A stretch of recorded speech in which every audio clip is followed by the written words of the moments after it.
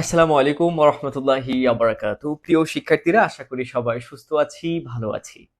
আজকের special suitable words and phrases এর উপরে লেকচার 6 পূর্বে আমি 5টি ক্লাস নিয়েছি, ফ্রি লাইভ ক্লাস নিয়েছি এই সুইটেবল ওয়ার্ডস অ্যান্ড ফ্রেজেস টপিকটি উপরে।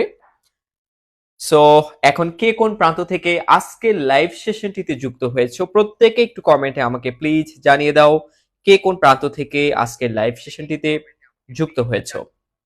ওকে, আর আরেকটি কথা বলে রাখি প্রথমেই, আগামী কালকে থেকে শুরু হতে যাচ্ছে আমাদের একদম নতুন পেইড ব্যাচ এইচএসসি 24 এবং এইচএসসি 25 ব্যাচের শিক্ষার্থীদের জন্য। সো তোমরা যারা এইচএসসি 24 এবং 25 ব্যাচের শিক্ষার্থী আছো, তোমরা যারা ইংলিশটা নিয়ে খুবই টেনশনে আছো, খুবই ভয়ে আছো, কিভাবে শুরু করবা, মানে মূল কথা হলো খুবই ডিপ্রেশনে আছো। সো তুমি চাইলে কিন্তু আগামী কালকে থেকে শুরু হতে যাচ্ছে আমাদের এই পেইড কোর্সে ভর্তি হতে পারো। এখানে ইংলিশ সেকেন্ড পেপার এবং ফার্স্ট পেপার তোমাদের এইচএসসি 24 এবং 25 এর জন্য পড়ানো হবে। সেকেন্ড পেপার এবং ফার্স্ট পেপার দুইটা পেপারই। সো তোমরা যারা এখনো ভর্তি হওনি দ্রুত ভর্তি হয়ে যেতে পারো আমাদের নতুন পেইড কোর্সে। আর এখানে ইংলিশ সেকেন্ড পেপারের এইচএসসি প্লাস প্রি অ্যাডমিশন, অর্থাৎ এইচএসসি থেকে যেমন তোমাদের right form verbs, narration, preposition, এই টপিকগুলো, সিনোনিম অ্যান্টোনিম, এই টপিকগুলো কিন্তু তোমাদের অ্যাডমিশন টেস্টে পড়তে হবে।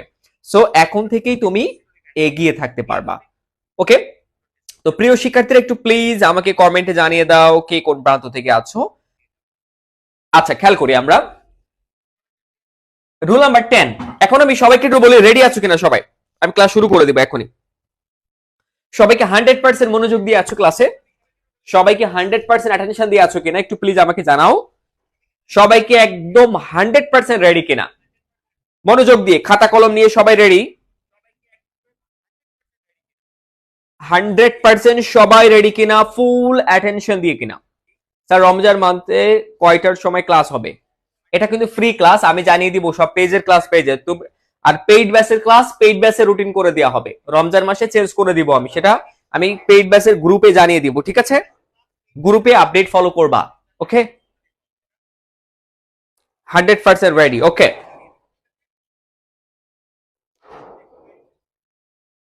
সবাই ক্লাস একটা রিয়াক্ট দিয়ে যাও, রিয়াক্ট দিয়ে যাও। আচ্ছা, এখন যদি উপরের বক্সের মধ্যে উড ইউ মাইন্ড থাকে, আমরা কোনটায় বসাবো? এখন উড ইউ মাইন্ড অর্থ কি? কিছু মনে না করলে, কিছু মনে না করলে। আচ্ছা, কোন ব্যক্তিকে কোনো কিছু করার জন্য অনুরোধ করতে, কোন ব্যক্তিকে কোনো কিছু করার জন্য অনুরোধ করতে বা কিছু করার জন্য অনুমতি নিতে উড ইউ মাইন্ড ফ্রেজটি ব্যবহৃত হয়।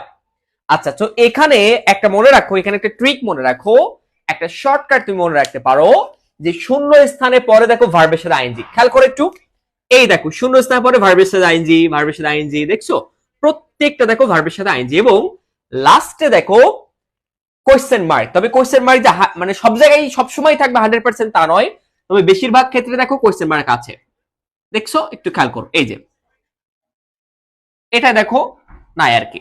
সো এখানে খেয়াল করো, শূন্য স্থানে পরে ভার্বের সাথে আইএনজি থাকবে এবং লাস্টে কোয়েশ্চেন মার্ক থাকতে পারে। আর এখানে মূল কথা হচ্ছে আমাদের বুঝতে হবে যে অর্থ বুঝে কোনো ব্যক্তিকে কোনো কিছু করার জন্য অনুরোধ করতে বা কিছু করার জন্য অনুমতি নিতে কিন্তু ব্যবহৃত হয়। তাহলে অর্থ বুঝতে হবে সবকিছুতে। যেমন ড্যাশ টেকিং টি, আচ্ছা এটা হবে টেকিং, হ্যাঁ এটা টক না, এটা হবে taking, T A K I N G, taking. যে টেক মানে যেটা খাওয়া আর কি। So taking, taking tea with me, কিছু মনে না করলে আমার সাথে চা খাবে অবশ্যই। Dash taking tea with me, কিছু মনে না করলে আমার সাথে চা খাবে, এটা একটা অনুমতি নেওয়া, একটা কি অনুরোধ করার মতো অবস্থা।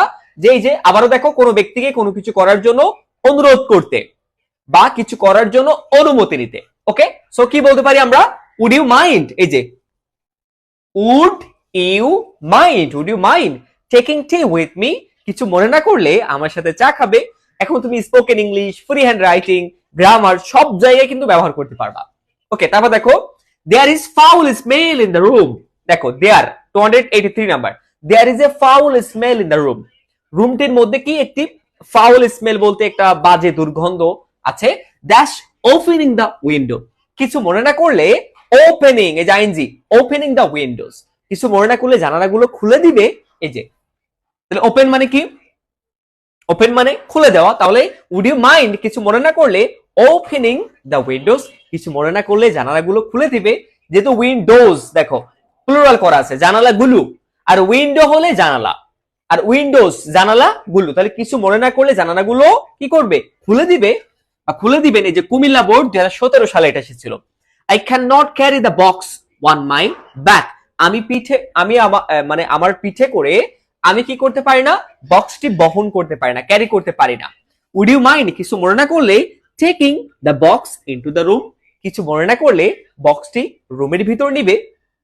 অনুরোধ করছে যে আমি হয়তো বক্সটি কষ্ট হয়ে যাচ্ছে বক্সটি বহন করতে, কিছু মনে না করলে বক্সটি রুমের ভিতরে নিবে। তাহলে কি would you mind taking the box into the room, কিছু মনে না করলে বক্সটি রুমের ভিতর নিবে। এই যে তাহলে এখানে আমরা কি বুঝতে পারলাম, যে কোনো কিছু করার জন্য অনুরোধ করতে বা কিছু করার জন্য অনুমতি নিতে আমরা উড ইউ মাইন্ড ব্যবহার করে থাকি। এটা স্পিকিং, ঠিক আছে? তো আশা করি এটা থেকে তোমাদের আর কোনো সমস্যা হবে না। ক্লিয়ার? আশা করি এটা তোমরা খুব ভালোভাবেই বুঝতে পেরেছো। উড ইউ মাইন্ডের ব্যবহার আমরা সবাই পারবো কিনা, আর বাকি যেটা আছে এগুলো তুমি নিজে প্র্যাকটিস করতে পারবে ইনশাআল্লাহ।